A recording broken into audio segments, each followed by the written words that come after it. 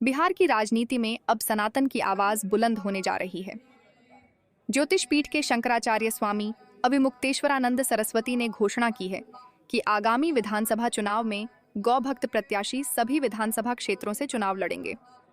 शनिवार को गौ मतदाता संकल्प यात्रा के दौरान जहानाबाद पहुंचे शंकराचार्य ने कृष्णा गार्डन में आयोजित प्रेस वार्ता में कहा कि गौ माता का संरक्षण ही सनातन धर्म की रक्षा का मूल है।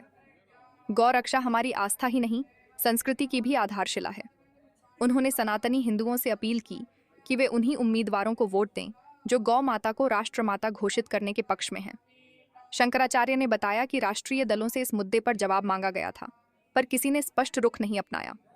ऐसे में अब गौ भक्तों को स्वयं चुनाव मैदान में उतरना पड़ेगा। नामांकन के बाद प्रत्याशियों की सूची सार्वजनिक की जाएगी।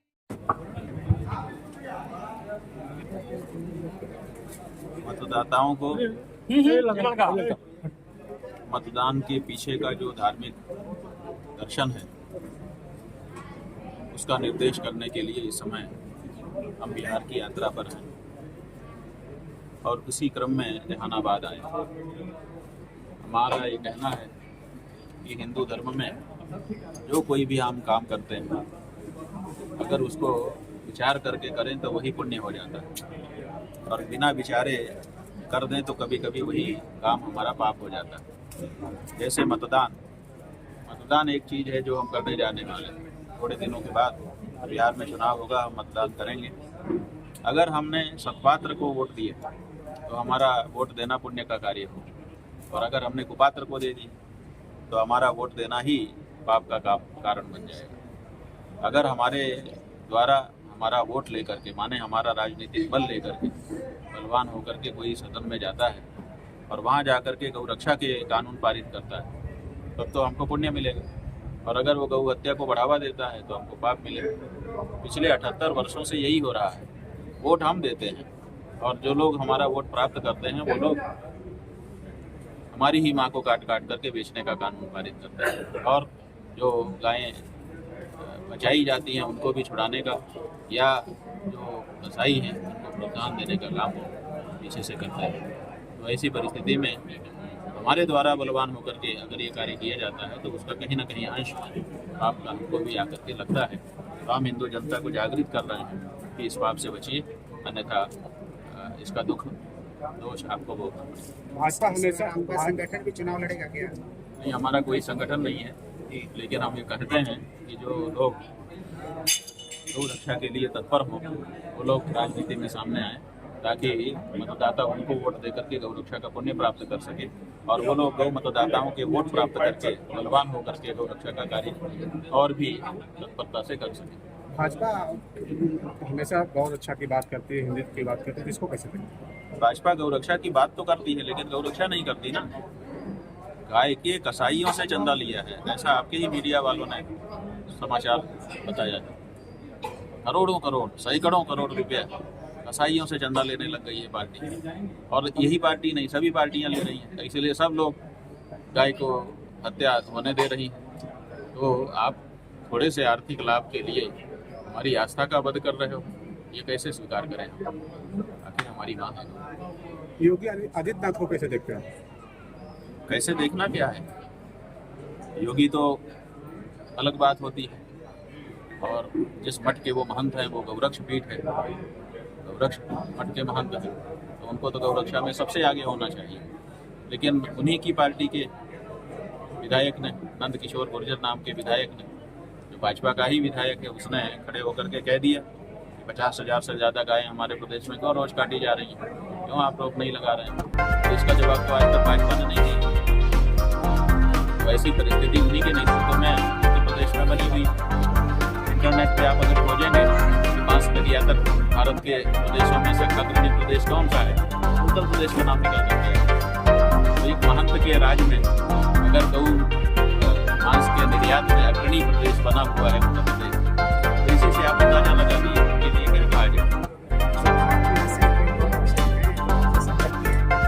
बहुत सारे जहाँ हम जा रहे हैं सब जगह संपर्क कर रहे हैं, और हमने ये कहा है कि पहले नामांकन होने दीजिए, तब हम आपकी घोषणा करेंगे, क्योंकि पहले अगर हमारा नाम जुड़ जाएगा तो आपका नामांकन ही वैध नहीं होने देंगे। जंगल जब अवैध हो जाए तब फिर हम सूची जारी करेंगे कि ये हमारी तरफ से यहाँ पर, ये हमारी तरफ से गाय माता के लिए चुनाव होते हैं और इनका वोट गाय का वोट गिना जाए। कई गौशाला है कि गौशाला तो सरकार के अधीन हो गई है। जो यहाँ का अधिकारी है SDO, वो उसका SDO वो उसका अध्यक्ष हो चुका है हर गौशाला का। तो अब उसके अनुसार गौशाला चल रही है, अपने लोग कुछ बोल भी नहीं सकते। लेकिन परिस्थिति ये है गौशाला की, कई गौशाला में हम गए, वहाँ 15 मिनट खड़े रहना मुश्किल है।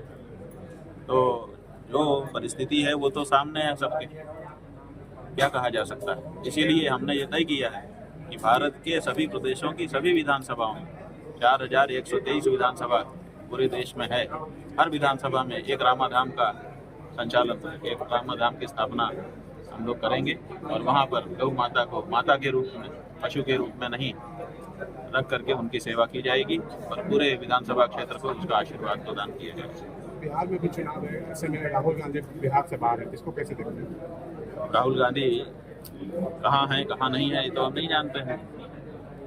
उनको बिहार के लोगों से अगर वास्ता होता तो बिहार में होता, बिहार के लोगों से वास्ता नहीं है तो बिहार से बाहर। ये तो सीधी से समझ में आने वाली बात है अगर वो बाहर है तो, क्योंकि हमारी जानकारी में नहीं है कि वो कहाँ है।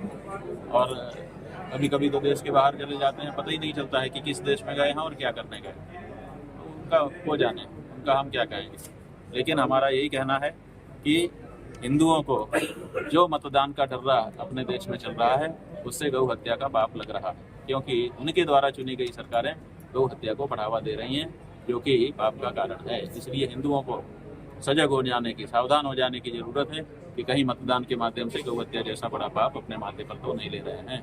ये हमारा वर्तमान में ऐसा कोई पॉलिटिकल पार्टी है जो गौ रक्षा के लिए काम कर वर्तमान में कोई पार्टी नहीं है। सभी पार्टियों के दफ्तर के सामने जा करके हमने पूछ लिया है, कोई भी गाय के पक्ष में खड़े होकर के बोलने के लिए तैयार नहीं है। इसीलिए निर्दलीय जो प्रत्याशी हैं या बहुत छोटे दल ऐसे जिनका कोई गणना ही नहीं है, वो कह रहे हैं कि हम शपथ पत्र देते हैं।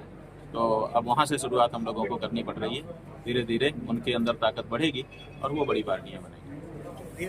हाँ, ये अंतिम वो है, क्योंकि अब गौ रक्षक काफ़ी जागरूक हो गए, जगह जगह पर वो गौओं की रक्षा के लिए आगे आने लग गए हैं। तो जो गौ हत्या करने वालों का व्यापार है वो प्रभावित हो रहा है। तो इसीलिए गौ रक्षकों के विरुद्ध ये सब हो रहा है, उनको मुकदमों में फंसाया जा रहा है, उनको मारा जा रहा है, उनको पीटा जा रहा है, उनकी हत्याएं हो जा रही हैं। ये सब बहुत तेज़ी से बढ़ रहा है। लेकिन जो गाय माता की रक्षा करने के लिए निकला हुआ हमारा वीर बालक है, वो इन सब से कहाँ डरता है, उसको तो और ज़्यादा प्रेरणा मिलती है। गौ माता की रक्षा के लिए निरंतर लोगों की संख्या में बढ़ोतरी हो रही है।